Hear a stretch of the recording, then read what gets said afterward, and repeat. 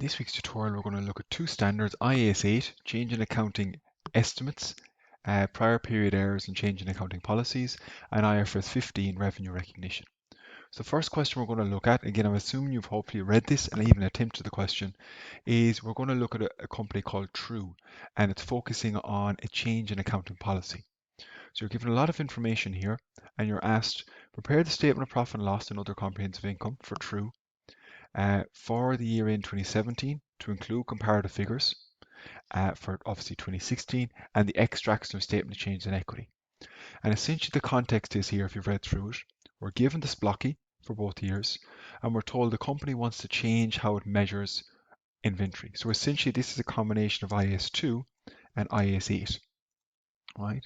IAS 2 because of how you're measuring inventory, you're going from the FIFO method to the weighted average, and that is allowed in IAS 2. However, that is deemed a change in accounting policy. So we'll just take that down, change in accounting policy. So you must you'll see this word a couple of times, retrospectively apply this change. That's the key thing we're looking at here in terms of question 1. You must retrospectively go back and change it. What that means is, what would inventory have been, what would profits have been in 2016 if you had changed from FIFO to weighted average? Because you need comparability. You can't use weighted average in 2017 accounts and have FIFO in 2016. That's inconsistent. So the rule in IAS 8 is you must go back and change prior years, any years that you're showing. So we have to go back to 2016 and adjust the 2016 accounts as well. Right? If this is a change in accounting estimate, for example, changing depreciation useful life, or changing, for example, your estimate of bad debt provisions, then you just change in the current year. You don't need to go back. So there's a key distinction there between a change in accounting policy or a change in accounting estimate. And there's different accounting. That's important you watch for that and you know the difference. So we're going to go back and we're going to look at 2016 accounts first and say, well, what are the adjustments? And work our way forward. And in fairness, the examiners made it easy, the question in this one. They've given you the valuations, so they give you the differences. So these accounts have been prepared based on FIFO method. But we know that they want to change the inventory valuations to these amounts for each of the relevant periods. And you're told that here, closing inventory valued at the FIFO method. So we need to figure out and say, well, what would the FIFO look like if we had done the 2016 accounts on that basis?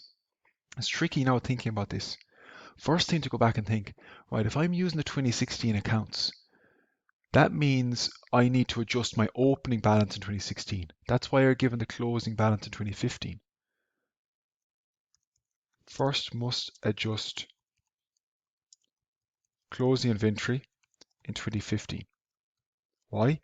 Because that is opening inventory in 2016. You're adjusting all the 2016 accounts because that's the prior year, the comparative year that you have to adjust, and the starting point of that is 2015. That's going to be debit inventory as a current asset and credit retained earnings. So let me explain that, 20,000. So what we're saying is when we're starting off this adjustment, we're going to go back to 2015 accounts first. Now we're not showing the 2015, but we have to start there because that's the opening position for your 2016 accounts. So the year in 31st of March 2015, the closing inventory there, which we're told here, would be 20,000 bigger if we use weighted average instead of FIFO. So at the end of that year, you'll make an adjustment which impacts the opening balances in 2016 accounts. You're going to increase inventory, current asset 20,000. And that means if we increase inventory, remember, our cost of sales go down. So your profits for 2015, which essentially is 2015 profits, go up by 20,000. So in my retained earnings opening balance is going to be 20,000 higher because I'm not showing the 2015 accounts, but it has a knock-on impact. Now that is tricky.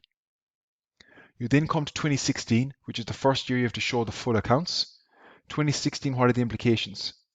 Now opening inventory is 20,000 higher, linked 2015 adjustment, because you had to go back and start somewhere. You started at the end of 15, so now your opening inventory is higher.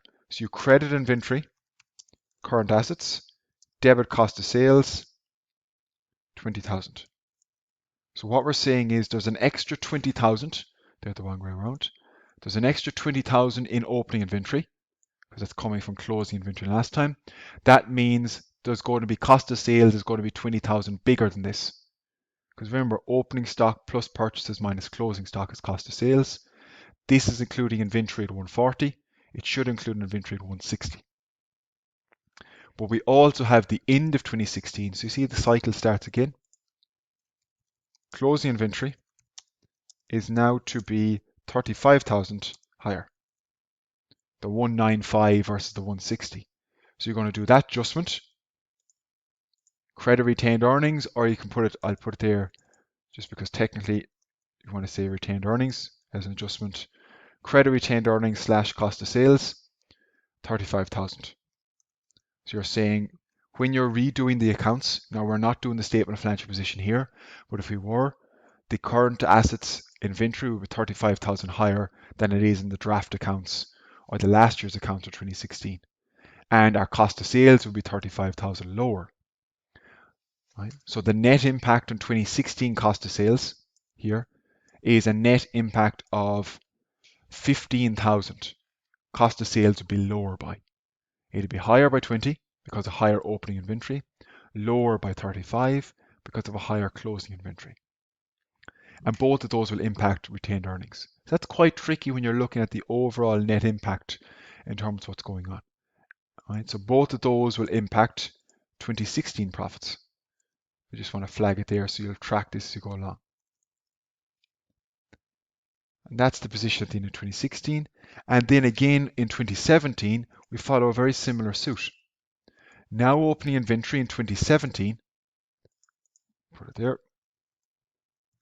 is going to be 35,000 higher because of course if we increased closing inventory in 2016, that is opening inventory in 2017.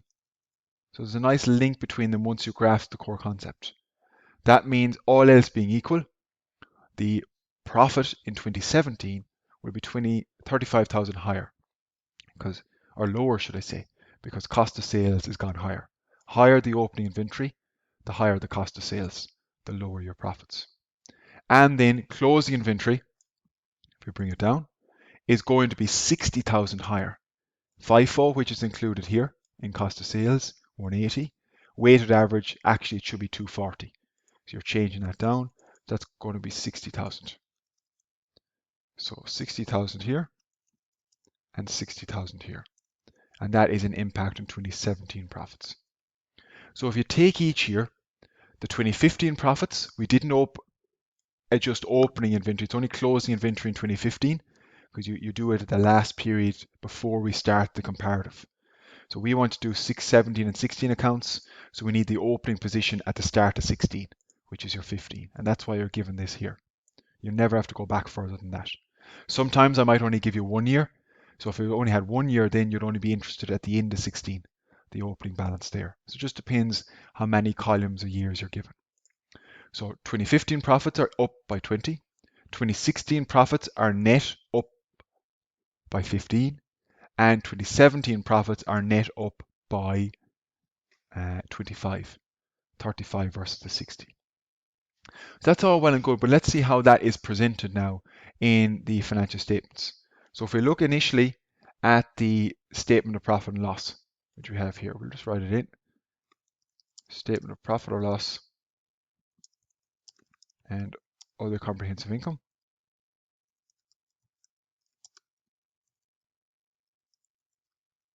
If we look at it here, so we go back and look at 2016 first.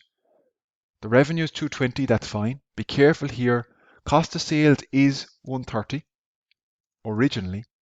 You're then going to, if you come back up here, you're going to increase cost of sales by 20, which means an extra minus 20 because you're debiting it. And you're going to reduce cost of sales by 35. So that means your cost of sales now is 115. I'll just put those out separate so we can annotate that. So that is minus 130 minus 20 plus 35. Just so people see where that's coming from.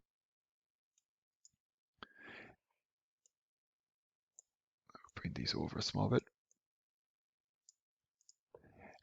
Nothing else really changes, so that means we're going to change our gross profit, becomes 105, and your profit before tax becomes 60, and profit after tax, we're ignoring tax here in terms of a change, is 42. So be careful, think about what we talked about already.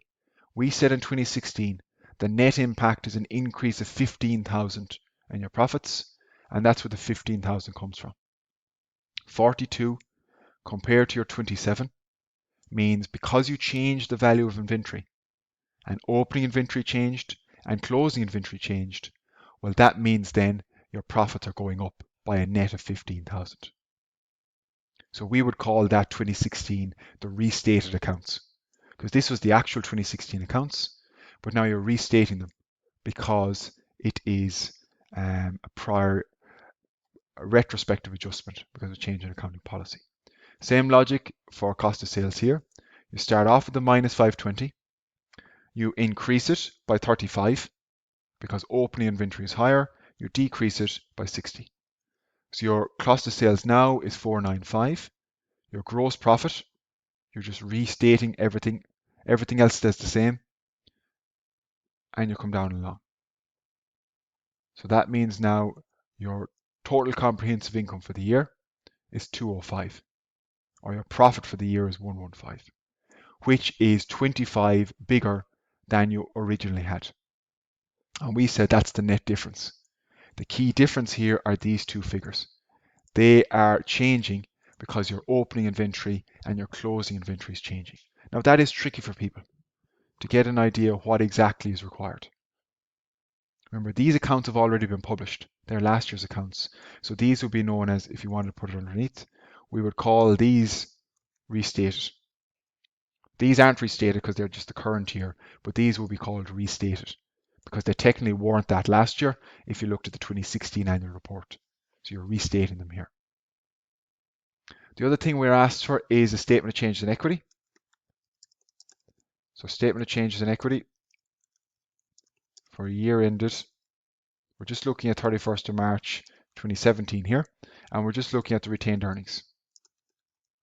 You don't really have to look at the, rarely if ever ask you to look at the prior year statement of changes in equity. You only ask you to do one. Opening balance on the 1st of April 2016. So what was the opening balance before any restatement? Well, the opening balance would have been 1160, which is the opening balance at the end of 15, plus the original profit for the year, 27, which is 1160 plus 27. So they're the original opening balance. That's what we're originally interested in, before any adjustments happen, because that's what would have been in the 2016 accounts, plus the 27 original profit for 16, plus the opening balance at the start of 2016 year end. Then we have the change in accounting policy. And then you'll have the restated balance, 1st to the 4th, 16. So what you're trying to show is we have now restated the accounts. What was the impact of the change in accounting policy at that date? Well, if you go back, what was the impact at that date? The impact at the 1st of April 2016. Well, back in 15, it increased retained earnings by 20. And this is the year end 16, be careful. It increased profits by 15. So the cumulative impact up until the 1st to the 4th, the start of the year end 2017. Remember, it's the 1st of April 16 to the 31st of March 17. The cumulative impact of that change in accounting policy was 35,000, which was 20,000 from the 2015 accounts, year end March, 35,000 net from the 2016 accounts. And that means your restated balance is 1,222 million, restated at the 1st of April 2016. And then the profit, or we'll call it TCI for the year, you have 90,000. We'll just put there eval reserve. So we don't know if there's anything else in it, but we'll just put it in for completeness. And you'll put the updated profits here. 205. So you'll notice we don't put anything about the original profits this year because we can adjust this year as we go. Whereas this one, this is adjusted retrospectively. You go back and adjust it here and you put it in. So of that 35,000, 15 relates to the 2016 adjustment and 20 relates to an adjustment we didn't see, which happened at the end of 15 to kick off this whole thing. That's the way it's presented. So your closing balance of retained earnings at the year end is, in this case, sorry, it's not 205, that's my mistake, it's 115 because I have already the 90 here, so don't double count, 1337. So 1.337 million euro. Right. Now, you can explain that another way, just for argument's sake, to show students, well, where can I also explain it? Well, if we start with the retained earnings at the 31st of March 2015, it's given to you, 1160. That's fine. The original 2016 profit, sorry, the 2015 adjustment was an extra 20,000. That's the first piece that came. We adjusted the 2015 profits because we said that's where we kick it off. That's fine. Then you go, so that is balance 31st 3rd 2015. That's the updated balance, which is 1180. Then you take the original 2016 profit, which was 27,000, and the 2016 adjustment, which was 15,000. Notice both of those together gets your 42, which is the updated profit of 2016 in the financial statements. And that gets me to my 1222, which is the restated balance. And you do the same then for 2017, just a different way to present it. You wouldn't present this like in the financial statements, you present it like I did above, but this is just for tutorial purposes to reconcile as well. The original profit was 90 in 2017, and their adjustment was 25, which was the difference between the two adjustments here. And that gets me to my 115 here, which is the one I have in my updated financial statements. And thankfully, when you add them up, you get to 1337 as you do above. So it's just trying to show you that there is a number of steps there when you're dealing with IAS 8. That is a change in accounting policy. And when you have a change like that, you have to retrospectively go back and change the prior year for comparability purposes. If there was 3 years accounts, some companies give 3 years, you'll have to go back and change the 3 years accounts as well. So that means you'd have to go back another year and kick it off. So it just depends how many years in the question. Most you'd get in an exam is 2, often it'll be just 1 year, and you'll adjust it at the start of the year. So that's important. It's a tricky one under IAS 8 to make sure you go back. And a small bit of IAS 2 there around the different types of measurement of inventory. In addition to that, what you'll also have is a note. So there'll be a note, change in accounting policy, where they'll describe what the change was, that you're going from FIFO to weighted average, when it was implemented. So it was implemented in the 2015 accounts and onwards, and the financial effect. So there will actually be a note saying the impact on profits this year was 25,000, the impact on profits last year was 15,000. So they would actually quantify that and explain the change, and that would be a separate note to the financial statements. And we've seen that in our IAS 8 lecture and the recording, where we looked at examples of changes in accounting policies and prior period errors. They're treated the same. They must be disclosed and adjusted for in the accounts. All right, so that's looking at question 1. Small bit of IAS 2, but predominantly IAS 8, change in accounting policy. What we're now going to go on and look at is question 2. So question 2 is looking at a mix of topics, a lot of them predominantly around IFRS 15, which of course is revenue recognition. Right. 1 or 2 other things thrown in as well, just for tutorial purposes. So let's have a look through it. Let's start with issue 1. So issue 1 is following on from what we just covered in question 1. This again is dealing with a change in accounting policy. So we're told here Walker owns a property, rent out to related parties. So this is an investment property. They bought it in 2015 and they adopted the cost model, and you're given useful life and residual value. However, as part of a review of accounting estimates and policies, they feel it'd be more appropriate to use the fair value model. So this is IAS 40, investment property. And what they're trying to do is change from the cost model to fair value model. And you're given the fair value model on last year, into 15, and the end of this year, 16. And you're told depreciation has been charged this year, and they've recorded a fair value adjustment of 30,000.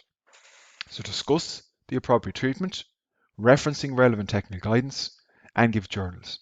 So again, if you don't discuss it, if you don't give the relevant technical guidance, so IAS 40 in this case, IAS 8 as well, you're going to lose marks, as well as the journal entries. This is a change in accounting policy. Right, going from the cost to the fair value model is a change in accounting policy. It means a retrospective adjustment. So you need to go back and adjust for the prior year, like we've done in question 1 above as well. The key thing to note here is you can only change accounting policy if it's allowed under the standards or it'll give more relevant information. And probably both criteria are met here. You can only have to meet one of the criteria. It is allowed in IAS 40 to change the fair value model, and it probably will give more relevant information. Rather than using historical cost, using fair value probably gives you more accurate information for the use of financial statements. So let's have a look then, what we're looking at. So let's go back to 2015. In 2015, the cost was 1.4 million. Remember, we have to go back and adjust 2015 accounts first and then worry about 2016. 2016 is currently the active year, so we can just make those adjustments on the fly. It doesn't impact any opening balance, retained earnings or anything like that. Whereas any adjustments we make in 2015, that will impact the opening balance, retained earnings. So your depreciation, if you're using the cost model, would be 1.4 million minus 400,000 divided by 40. So you're saying, like you do in IAS 16, you calculate depreciation, which would have been charged at, take out the comma there, 25,000 per annum. So that was already charged in 2015. So the net book value at the 31st of 12th, 15 would have been cost minus 1 year's depreciation. It would have been 1,375. But we actually know the fair value at the end of 15 is 1,380. Right? So overall impact in 2015 of changing to fair value model is an increase of 5,000. That's the overall impact. So we have to put that through though for debits and credits. How do we go back and adjust that? What would it look like? Well, there's two things we need to do. Firstly, we need to get rid of accumulated depreciation and credit the investment property. 25, 25. The reason we need to do that is, well, if you're now going to hold the asset at its fair value, there's no such thing as accumulated depreciation. So it must be got rid of. So you just net it off against the investment property.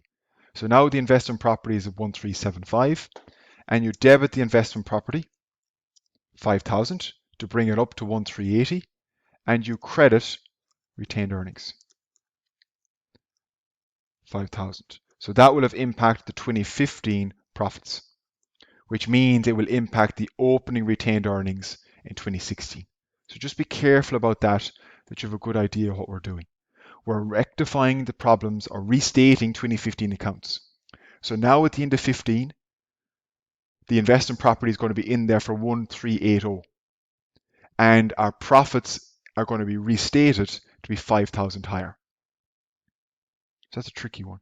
You can approach it differently where you're saying, well, I want to reverse out the depreciation and just recognize the fair value. It's still a net 5,000 gain because you're saving 25,000 depreciation, but you've overall a 20,000 loss. So it's just easier, you can do it net basis like that.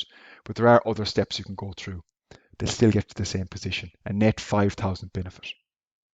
In 2016, the current year, we reverse the depreciation. Here, debit accumulated depreciation, you're told it's already charged. Credit SOPL,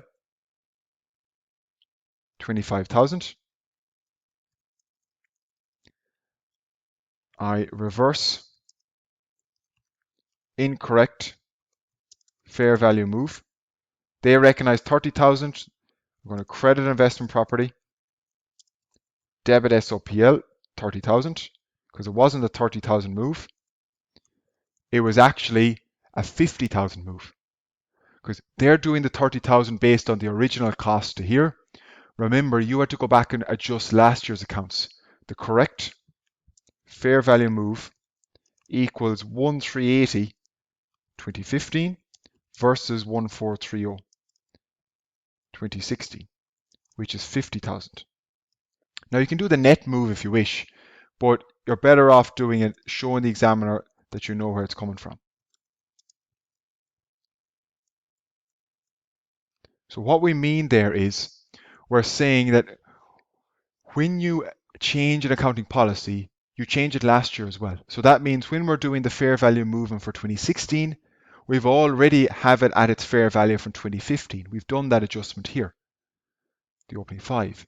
So that means the 2016 fair value movement is off the 1380, and it's an increase of 50,000. So all of these will impact the 2016 profits then. Now we don't have to do any restatement or anything like that. They only ask for the journal entries, but that's the key point. When you're doing it out, watch for the key adjustments you make. So that means in the 2016 statement of change in equity, you will have a restated opening balance in retained earnings. The adjustment for change in accounting policy will be the €5,000 from 2015 profits. That's the key thing you want to note. Like we've done up here, when you come to the opening balance, the start of 16, you'll have a change in accounting policy. That will be the 5,000, that the net impact in retained earnings we had for last year. You bring that forward to this year. So that's a key thing to watch out for. If you're asked to present it in terms of a statement change in equity, you'll look at the cumulative impact last year and you put that through retained earnings. Now, they aren't easy. They are quite tricky, and it's important to put a bit of practice in there so you have an idea of where exactly the figures are coming from. All right. So there's different ways to come at it in terms of the steps you go through journals, but you should be getting the same net journals overall. And if you're not, you need to go back over it and double check. And certainly if anything doesn't make sense, please do ask me to clarify. So next question, issue 2 in this case, is a past exam question from summer 2018. And we're looking here at IFRS 15. So IFRS 15 is about revenue recognition.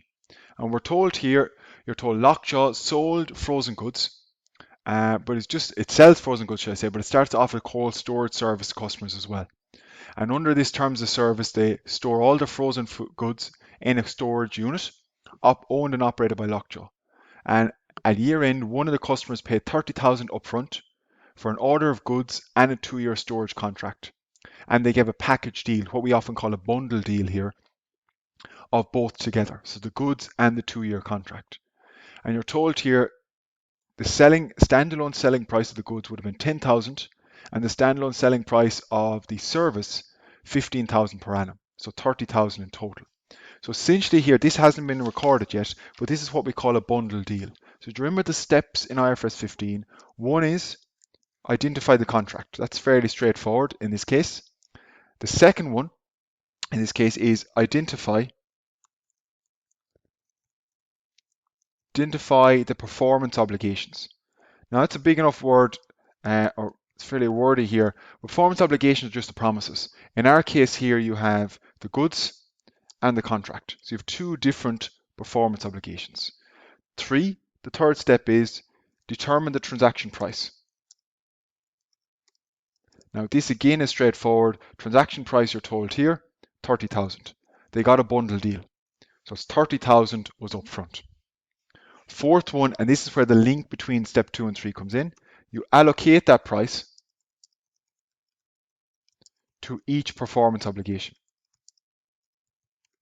So what we need to do now is figure out how much of that 30,000 is for the goods, and how much is it for the contract, because step 5 says recognize the revenue as the performance obligations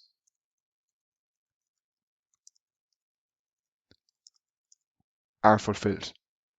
And the key point here is you fulfill the performance obligation for the goods when you transfer them over, when the ownership transfers over. So that revenue can be recognized straight away. Recognized at a point in time is the language that's used in IFRS 15. Whereas the revenue for the storage contract is recognized over a period of time, over the 2 years of the contract. And how we allocate that is we look at the standalone prices. So the standalone prices for the goods here, you're told, were 10,000. Standalone prices for the contract, the 2-year storage contract, 30,000. 15,000 times 2. Now, some of you might say, I am ignoring time value of money here. The fact that it's over 2 years, technically in IFRS 15, you might have account for time value of money if it's material. The fact that you're not given any discount rate in the question guides you to say you don't need to approach that. All right, so we've listed the name of the accounting standard, we've given the 5 steps, and we've provided now the appropriate journal entries for this year, 2018, and last year as well. So we're looking at both years. Oh, sorry, this year is 17, and then they just want for 18 as well. So we get an idea of what's going on. So how we allocate it, say, well, that means of the overall contract, goods represent 25%, the contract represents 75%. And you're going to pro rata then the 30,000. So 30,000 times 25%, the revenue attached to the goods, you're going to allocate 7.5 and 22.5 to the contract. So that's how we do it. We say there's an overall discount of 10,000 and you allocate that pro rata based on the standalone selling prices. That's what we're doing there, step 4. So for the 2017 accounts, remember, be careful now, this transaction took place at the year end. So at 31st December, they paid you debit bank 30. So bring it here. Debit bank 30,000. Just be careful, we're only going to credit revenue 7.5. Because you can only recognize revenue for the goods that have been sold. You've transferred the ownership over. That 2-year service contract, you've actually not done the 2 years yet, because this deal only happened at the year end. So all of 18 and 19 represent the 2 years of the service contract. So when you get paid at the end of 17, it's like your customers prepaid you. It's going to be credit deferred revenue. Credit deferred revenue, and that's going to be 22.5. 50% in current liabilities, 50% in non-current liabilities. So it's split like that. Because what you're saying is, in next year's accounts, the 2018 accounts, we're going to earn revenue related to 1 year of that contract. And in 2019 accounts, you'll recognize the second year. So in 2018, you're going to debit deferred revenue.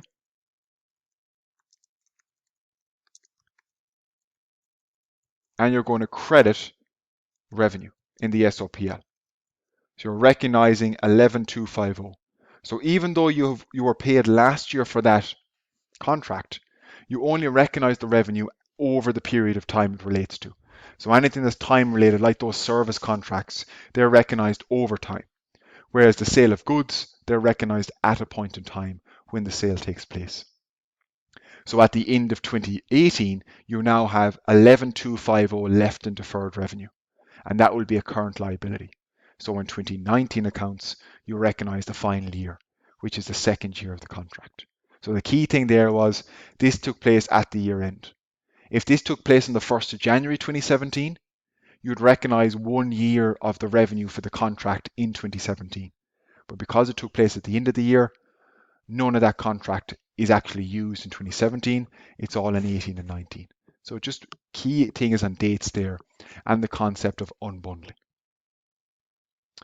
The last issue then is again from the summer 2019 paper now, another past exam question, IFRS 15 again. It's asking you provide the name of the standard, the general definition of revenue, and then provide the journal entry. So we know the name of the standard is IFRS 15. What is revenue? Again, you won't be asked definitions now in an open book exam, but just for completeness, it's a contract. Revenue is arising. Revenue is income arising in the course of an entity's ordinary activities. So the key point there is it's about ordinary activities. So depending if your business is selling cars, if your business is gym membership, that's the ordinary. If it's out of the ordinary, it wouldn't be classed as revenue. And what's the general definition of a contract per IFRS 15? So what is a contract? Because that's, remember, the first step we come across above. A contract is an agreement between two or more parties, so it could be 3 or 4 parties, that creates enforceable rights and obligations. So I said, don't worry too much about those ones. Remember, 2019, 2018 papers, they were all closed book, so you need to know this. Because it's open book, I wouldn't ask you something like that. It'd be more about applying your knowledge to the facts of the case and more likely about explaining accounting treatments. But we'll just go through the requirements just for completeness. So this context here was a little issue from the summer 2019 paper. It says Linny's sold clothes with a sales value of 100 million during 2019 or December 2018, but they also offer a right of return for 30 days. And the gross profit margin on those clothes is 20%. So it's margin, not markup. At the year end 2018, 40% of the goods are still within the return period. So they could be returned at any time to get their money back. And Linny's expect 10% of those goods will actually be returned. To date, they've recognized the full figure of 100 million for revenue, as well as the full cost of sales figure. Now we know IFRS 15 deals with sales with a right of return. Right? And the key rule here is you only recognize revenue for the portion of sales you expect not to return. So any portion of sales you expect to return, you don't recognize it. You recognize a refund liability for the expected returns and an associated asset for the stock. So that's a tricky one now that you have to go back to IFRS 15. We did a couple of those examples in class, and there's also in the question pack. The logic is here, the expected returns here at end of at year end 31st to 12th 2018, the expected returns are 100 million. You expect 40% of customers still are within their rights, so 40%, and of that you expect 10% to return. So the expected sales returns here, if we do it out, is 100 million times 0.4 times 0.1, which is 4 million. So your expected sales returns are 4 million. So they should not be recognized as revenue, even though they are here. So you're going to debit revenue, credit, refund, liability, 4 million. So what that means is you're saying, yes, I've gotten 4 million in from customers because I've recognized the revenue, but actually I expect to have to pay a refund to those because I expect them to return. So you're going to recognize a refund liability on that regard. You owe money to customers you expect to pay back. So you'll only recognize the 96 million in revenue. It has already been recognized. Be careful of what's already done when you're doing your journals. So you're only doing the adjustment. The other aspect is the full cost of those 100 million in sales was 80 million. 100 million at 80%.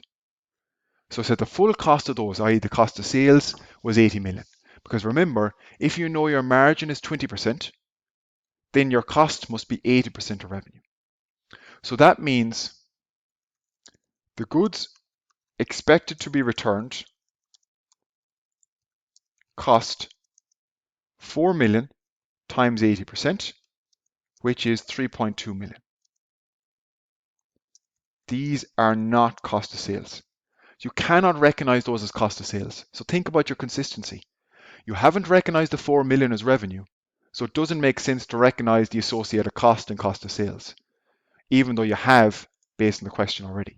So what we do is we take it out of cost of sales, credit cost of sales, 3.2 million, and you recognize an asset for the stock because you expect to recover this stock. So we say debit right to recover asset, and you do We'll do it there, 3.2 million.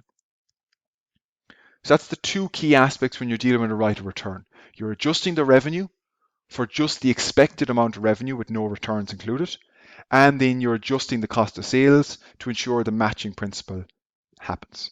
And just for an example then, say in 2019, all the returns